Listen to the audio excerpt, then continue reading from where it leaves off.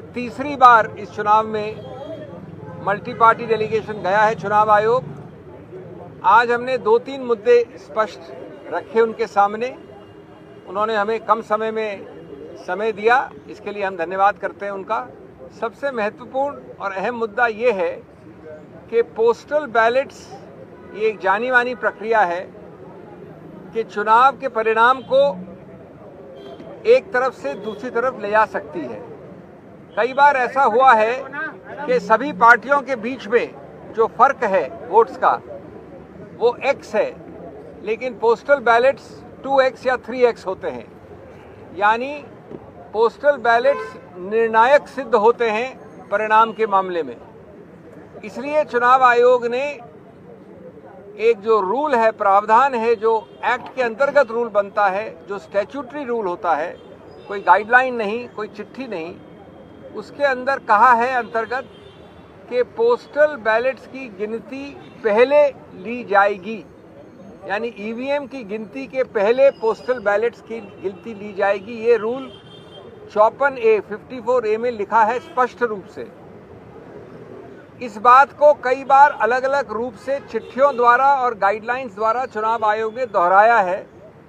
2019 में बड़े स्पष्ट रूप से कहा कि पहले आप पोस्टल बैलेट की गिनती शुरू करिए, उसके कुछ समय बाद आप ईवीएम की गिनती शुरू कर सकते हैं, लेकिन, और ये बहुत अहम बात है, आप ईवीएम की गिनती खत्म नहीं कर सकते या परिणाम का अंत नहीं कर सकते जब तक पोस्टल बैलेट का पूरा रिजल्ट गणना के बाद घोषित न हो जाए।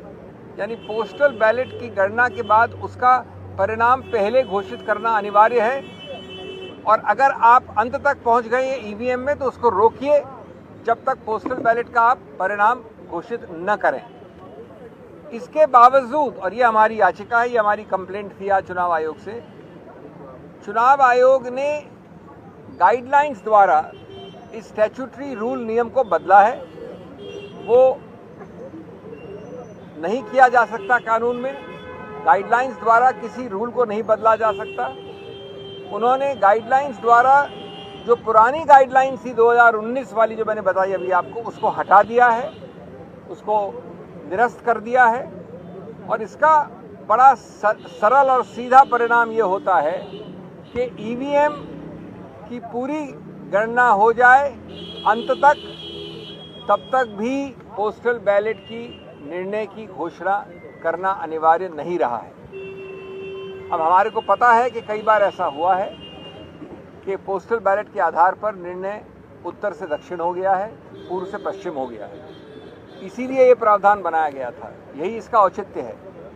इसलिए ये अति आवश्यक है कि ए, आप कानून के अंतर्गत एक गाइडलाइन द्वारा नियम को नहीं बदल सकते। बी, पोस्टल बैलेट जो निर्णायक एक रोल प्ले करता है उसके लिए भी अनिवार्य है कि उसको पहले गिना जाए।